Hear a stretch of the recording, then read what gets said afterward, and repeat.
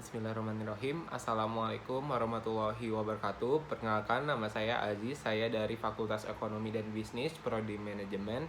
Pada kesempatan kali ini, saya ingin mempresentasikan hasil kerja saya untuk memenuhi nilai tugas ujian akhir semester dalam mata kuliah pengantar akuntansi yang diampu oleh Ibu Desi Arjawati, SE AK MSI. Pada kesempatan kali ini saya ingin menjelaskan tentang akuntansi perusahaan dagang. Sebelum memasuki materi dan soal, kita akan membahas tentang pengertian perusahaan dagang dan juga siklus akuntansi perusahaan dagang. Perusahaan dagang merupakan perusahaan yang proses kerja atau bisnisnya membeli barang dari pemasok lalu menjual lagi ke konsumen tanpa mengubah wujud barang dagangannya. Dengan kata lain, perusahaan dagang merupakan perusahaan yang kegiatan utamanya adalah membeli, menjual, dan juga menjual kembali barang dagangannya tanpa memberikan nilai tambah terhadap produknya. Yang pertama ada jenis-jenis perusahaan.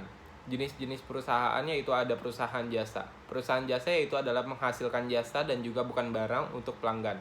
Yang kedua ada perusahaan dagang, yaitu merupakan perusahaan yang kegiatan usahanya membeli barang dagangan dari pemasok atau supplier, kemudian menjual kembali kepada pelanggan atau konsumen. Yang ketiga ada perusahaan pabrik atau manufaktur, yaitu adalah perusahaan yang kegiatannya membeli bahan baku input kemudian mengubahnya menjadi barang yang dijual kembali kepada konsumen atau pelanggan. Yang kedua ada karakteristik perusahaan dagang. Perusahaan ini juga memiliki karakteristik yang khas dan juga berbeda dengan perusahaan non-dagang. Karakteristiknya yaitu mempengaruhi proses inti dari perusahaan ini. Yaitu untuk karakteristiknya sebagai berikut.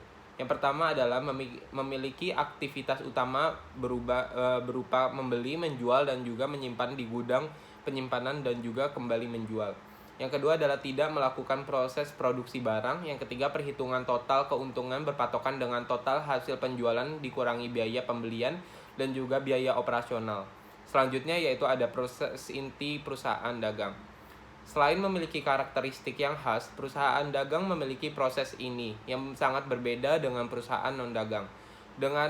Dapat disimpulkan bahwa di sini ada prosesnya itu ada pembelian, yaitu mencakup pembelian peralatan dan perlengkapan perusahaan. Yang kedua ada pengeluaran biaya, yang ketiga ada penjualan dan juga penerimaan keuntungan. Ciri-ciri perusahaan dagang umumnya dibedakan menjadi berikut ini. Yang pertama adalah pendapatannya berasal dari penjualan barang dagangan. Yang kedua ada biaya utamanya bersumber dari harga pokok barang yang dijual. Yang ketiga adalah dalam pencatatan akuntansi terdapat akun persediaan barang dagang.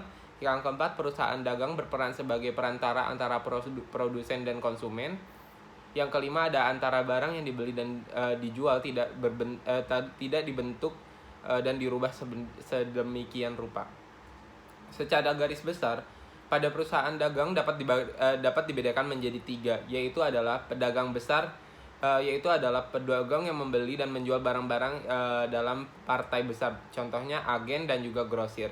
Yang kedua ada pedagang menengah, yaitu adalah pedagang yang partainya tidak terlalu besar, menjual kepada pengecer dalam jumlah sedang. Contohnya adalah toko-toko besar atau penyalur. Yang ketiga ada pedagang kecil, yaitu pedagang yang menjual barang-barang langsung kepada konsumen, yaitu adalah toko-toko kecil atau warung dan kelontongan. Selanjutnya ada siklus akuntansi perusahaan dagang. Siklus akuntansi perusahaan dagang adalah sebuah proses yang harus dilalui untuk membuat laporan keuangan perusahaan tersebut dalam periode tertentu. Secara umum, perhitungan ini akan diawali dengan mengumpulkan data transaksi hingga ke pembuatan laporan keuangan perusahaan untuk bisa melanjutkan penutupan saldo. Pada dasarnya, tidak ada yang jauh berbeda dari siklus akuntansi perusahaan jasa maupun dagang. Kegiatannya sama, mulai dari pencatatan semua transaksi ke dalam jurnal, lalu dibukukan ke dalam buku besar dengan kelompok akun yang sejenis. Pada akhir periode, setiap saldo dari semua rekening dihitung dan dicantumkan ke dalam neraca lajur, yang kemudian memudahkan proses pembuatan laporan keuangan. Dapat kita lihat dalam siklusnya, yaitu adalah transaksi. Dari transaksi kita pindahkan ke jurnal, posting ke buku besar, neraca saldo, jurnal penyesuaian, neraca saldo setelah penyesuaian, laporan keuangan, jurnal penutup, neraca setelah penutupan, yaitu yang terakhir ada jurnal pembalik. Identifikasi transaksi jurnal umum. Tahap siklus akuntansi yang pertama adalah mengidentifikasi transaksi yang terjadi pada perusahaan yang melibatkan semua akun. Terdapat dua cara membuatnya, yaitu adalah periodik atau fisik dan juga perpetual, terus-menerus. Berikut ini akan ditampilkan contoh jurnal dan juga pengertiannya. Yang pertama ada jurnal umum periodik. Metode periodik atau fisik biasanya digunakan untuk perusahaan yang menjual barang dagangan dengan harga yang relatif murah. Tetapi sering terjadi dalam metode periodik atau fisik, perpindahan barang dagangan baik yang masuk maupun yang keluar tidak akan dicatat. Selain itu, akun persediaan barang dagangan tidak bisa dicatat di debit dan transaksi pembelian barang dagangan, dan tidak bisa dicatat di kredit untuk transaksi penjualan barang dagangan.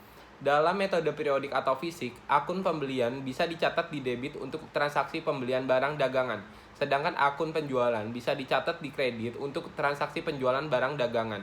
Pencatatan transaksi dengan metode ini mengakibatkan persediaan barang tidak bisa diketahui setiap saat karena pencatatan dilakukan secara periodik atau berkala pada akhir periode.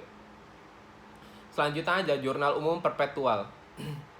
Metode perpetual atau terus-menerus biasanya digunakan pada perusahaan yang menjual barang dagangan dengan harga yang relatif mahal, tetapi jarang terjadi. Pada metode perpetual atau terus-menerus, transaksi pembelian barang dagangan dapat dicatat dengan mendebit akun persediaan barang dagangan sebesar harga perolehan.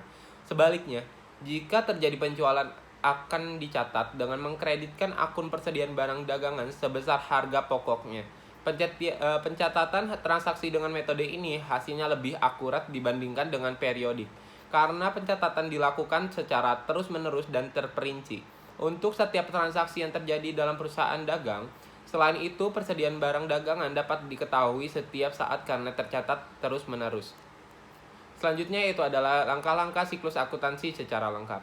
Yang pertama ada identifikasi transaksi. Siklus akuntansi yang pertama harus dibuat oleh perusahaan dagang adalah mengidentifikasikan transaksi yang sudah terjadi di dalam sebuah perusahaan di mana melibatkan semua akun. Yang kedua ada jurnal khusus, kemudian setelah identifikasi kita masukkan ke jurnal khusus.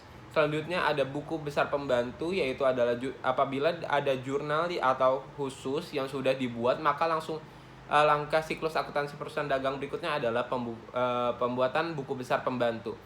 Buku besar ini merupakan bagian dari buku besar umum, di mana tujuannya adalah membuat data-data yang lebih terperinci di dalam suatu akun. Di dalamnya juga terdapat pencatatan dari beberapa akun tertentu. Selanjutnya ada posting ke buku besar. Setelah siklus akuntansi perusahaan dagang berikutnya adalah posting ke buku besar. Peristiwa pencatatan atau pemindahan buku ke buku ini sendiri digelar dengan posting ke buku besar. Laporan harga pokok penjualan.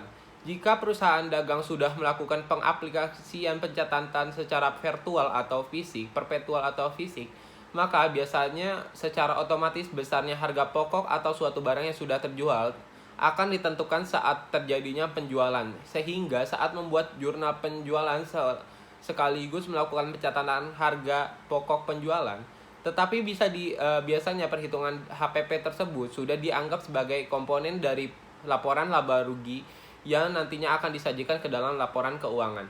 Selanjutnya adalah membuat neraca saldo. Adapun siklus akuntansi perusahaan dagang yang berikutnya adalah neraca saldo. Informasi ini sendiri berasal dari buku besar yang sudah dibuat sebelumnya, yakni biasanya meliputi saldo akhir pada setiap akun-akun baik posisi debit maupun kredit.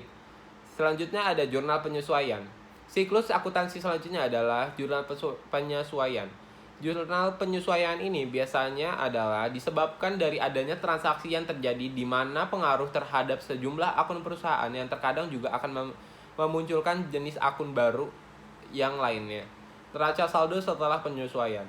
Setelah itu, siklus akuntansi adalah membuat neraca saldo penyesuaian. Tahap ini merupakan di mana penyesuaian neraca saldo dengan jurnal penyesuaian yang menghasilkan neraca saldo yang sudah disesuaikan, atau istilahnya adalah adjusted trial balance. Yang selanjutnya ada menyiapkan laporan keuangan. Membuat laporan keuangan ini pun juga termasuk ke dalam siklus akuntansi perusahaan dagang.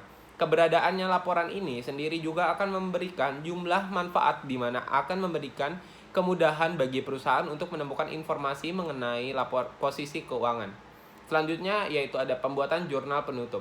Jika sudah dilakukan dengan jurnal penutup, siklus akuntansi perusahaan dagang sendiri merupakan persiapan untuk laporan keuangan. Di jurnal penutup ini, ia akan mendapatkan informasi seperti laba maupun rugi, yaitu akun pendapatan serta biaya. Selanjutnya ada neraca saldo setelah penutupan.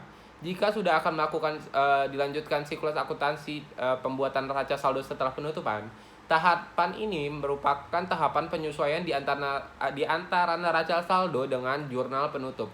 Adapun tujuan mengapa neraca saldo tersebut perlu disesuaikan adalah karena mencatat kembali akun-akun yang sudah berubah, baik itu dari saldo maupun akun itu sendiri. Siklus akuntansi perusahaan dagang terakhir yaitu adalah jurnal pembalik. Siklus jurnal pembalik ini biasanya tidak dibutuhkan dalam kondisi tertentu. Hal ini tidak lain karena jurnal pembalik biasanya hanya untuk jenis akun-akun tertentu saja. Selanjutnya itu ada contoh soal. Kita bisa lihat di sini ada PT Maju Jaya adalah sebuah perusahaan distributor speaker merek Safety yang berkedudukan di Bekasi. Selama bulan Januari 2022, perusahaan tersebut melakukan transaksi sebagai berikut. Kita akan membahasnya secara satu persatu ya. Pada tanggal 3 menerima pelunasan piutang dari toko elektronik Bekasi sebesar 8 juta rupiah. Untuk dalam jurnal umumnya di perpetual dalam metode perpetual di sini adalah jurnal tanggal 3 yaitu ada kas sebesar 8.500 di sebelah debit dan kreditnya ada piutang 8.500 juga. Dengan metode periodik pun juga sama seperti itu. Jadi kasnya di debit sebesar 8.500 dan di kreditnya ada piutang sebesar 8.500. Selanjutnya tanggal 4, membeli barang dagangan secara kredit senilai 50 juta dari PT Epson. Untuk jurnalnya itu ada persediaan di sebelah debit sebesar 50 juta dan juga ada utang usaha sebesar 50 juta di sebelah kredit. Selanjutnya ada tanggal 5 membayar beban perbaikan kendaraan sebesar 1.200.000 secara tunai. Untuk perpetual dan periodik kita tetap sama menggunakan akun di debit ada beban servis kendaraan sebesar 1.200.000 dan di kreditnya ada kas sebesar 1.200.000 karena secara tunai. Tanggal 6 Januari 2022 menjual barang dagangan dengan HPP atau harga pokok penjualan sebesar 50 juta ke toko Akena dengan harga 75 juta secara tunai dengan potongan tunai 2 juta rupiah. Kita bisa masukkan di dalam metode perpetual dulu ya. Dalam metode perpetual, kasnya 73 juta, potongan penjualannya 2 juta rupiah, dan di kreditnya ada 75 juta. Dan di sebelah debit kembali ada HPP atau harga pokok penjualan sebesar 50 juta dan persediaannya 50 juta. Sedangkan dalam metode periodik yaitu ada kas di sebelah debit sebesar 73 juta, potongan penjualannya 2 juta dan juga ada penjualannya sebesar di kredit 75 juta. Selanjutnya pada tanggal 8 membeli barang dagangan dari PT Epson secara tunai seharga 32.500 dengan potongan tunai sebesar 2.500. Tanggal 8 kita masukkan langsung ke akun persediaan barang dagang di debit yaitu ada 32.500. 32.500 di kreditnya ada potongan pembelian di sebelah kredit dan juga ada kas karena membelinya secara tunai sebesar 30 juta. Sedangkan di metode periodik ada pembelian 32.500 di sebelah debit, potongan pembelian di sebelah kredit 2.500 dan juga di sebelah di kasnya ada 30 juta.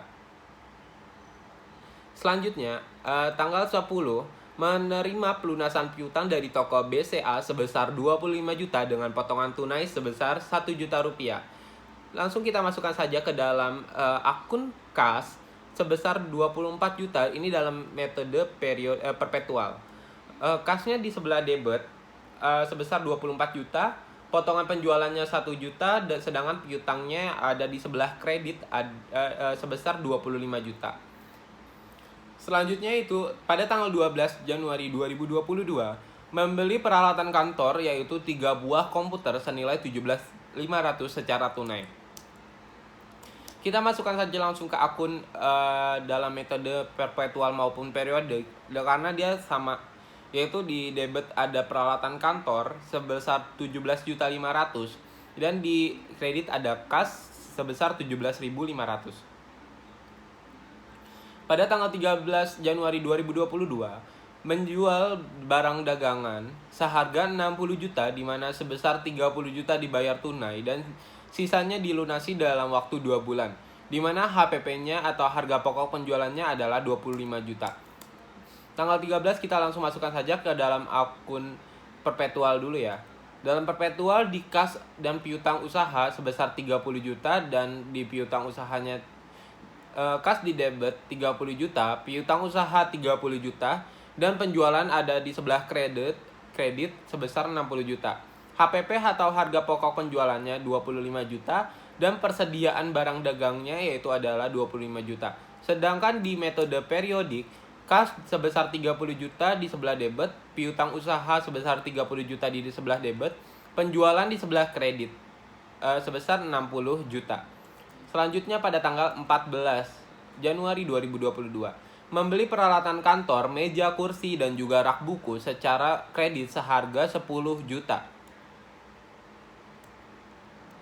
Kita langsung masukkan saja di tanggal 14 akun peralatan kantor di sebelah debit sebesar 10 juta dan utang usaha sebesar 10 juta karena pembeliannya secara kredit. Maupun di metode periodik pun juga sama. Peralatan kantor sebesar 10 juta, utang usaha 10 juta rupiah. Tanggal 15 membeli peralatan kantor secara tunai sebesar 4 juta rupiah. Pada tanggal 15 ini langsung kita masukkan saja ke dalam akun peralatan kantor sebesar 4 juta rupiah dan kasnya juga sama 4 juta rupiah di sebelah kredit. Selanjutnya tanggal 16 Januari 2022 membeli barang dagangan secara kredit dari PT Epson sebesar 50 juta. Secara kredit ya. Jadi kita masukkan saja di sebelah debit ada utang usaha atau persediaan di sebelah debit sebesar 50 juta dan di kreditnya ada utang usaha sebesar 50 juta. Sedangkan untuk metode periodik yaitu adalah pembelian di sebelah debit sebesar 50 juta, utang usaha di sebelah kredit ada 50 juta rupiah.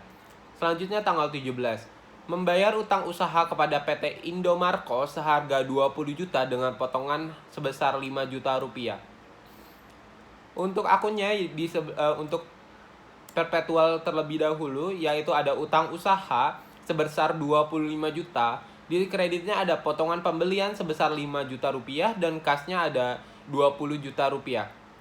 Untuk metode periodik juga sama, utang usaha sebesar 25 juta, potongan pembeliannya 5 juta rupiah dan kasnya 20 juta.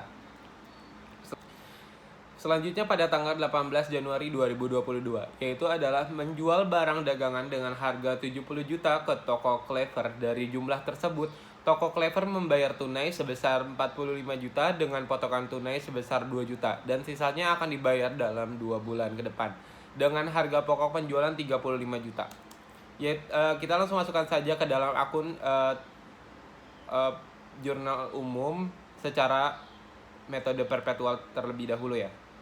Untuk tanggal 18 di debit ada akun kas, potongan penjualan kas sebesar 45 juta, potongan penjualannya 2 juta dan juga piutang usahanya sebesar 23 juta. Dengan di kredit ada penjualan sebesar 70 juta. Selanjutnya ada HPP atau harga pokok penjualan sebesar 30 juta dan ada persediaan sebesar 30 juta di sebelah kredit. Untuk HPP-nya di sebelah debit ya. Untuk metode periodik pada tanggal 18 akun kas di sebelah debit sebesar 45 juta, potongan penjualannya 2 juta rupiah, piutang usahanya sebesar 23 juta. Untuk di kreditnya ada akun penjualan sebesar 70 juta. Tanggal 19 menerima pelunasan piutang dari toko elektronik Bekasi sebesar 30 juta dengan potongan 500.000. Untuk tanggal 19 kita langsung masukkan saja. Untuk di akun kas ada di sebelah debit sebesar 29.500.000, potongan penjualannya 500.000 dan piutang usahanya ada 30 juta. Untuk metode periodik juga sama, kas ada sebesar 29.500.000, potongan penjualannya 500.000 dan piutang usahanya 30 juta. Tanggal 20 membayar beban listrik, air dan telepon sebesar 4.500.000 secara tunai. Untuk beban listrik, air dan telepon sebesar 4.500.000, kita langsung masukkan saja. Di akun debitnya ada beban LAT atau listrik, air dan telepon. Di sebelah kreditnya ada kas karena pembayarannya secara tunai sebesar 4.500.000. Selanjutnya pada tanggal 21 membayar beban iklan di banner informasi sebesar 2.200.000. Untuk akunnya di sebelah debit ada beban iklan sebesar 2.200.000 dan di kreditnya sama dengan metode periodik sebesar 2.200.000 ada akun kas. Selanjutnya pada tanggal 22 Januari 2022 menjual barang dagang dengan harga 65 juta secara kredit dengan HPP 34 juta.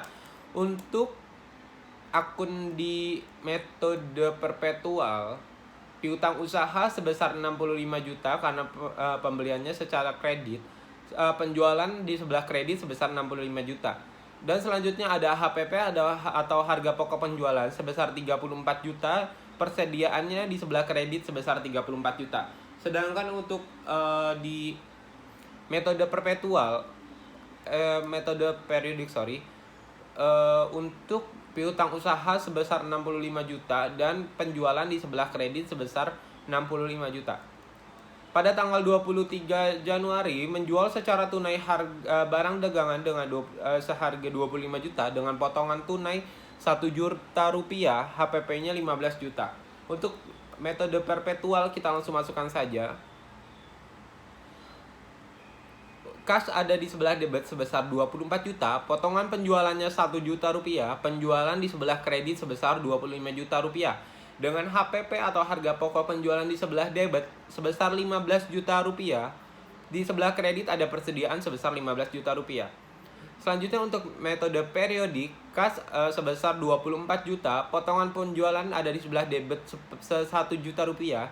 Untuk di sebelah kreditnya ada akun penjualan sebesar 25 juta rupiah.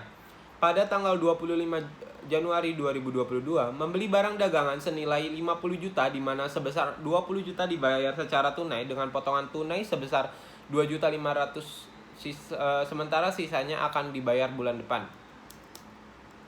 Untuk tanggal 25 akun di metode perpetual yaitu ada persediaan sebesar 50 juta di sebelah debit, kas ada di sebelah kredit sebesar 20 juta, potongan penjualan 2.500.000 dan juga utang usaha sebesar 27.500.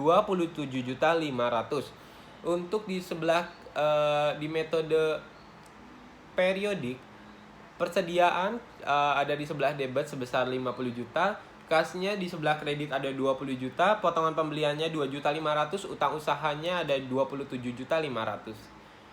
Selanjutnya ada membayar gaji pegawai sebesar 5.900.000. Untuk akun beban gaji di sebelah debit, untuk metode perpetual dan periodik kali ini sama ya.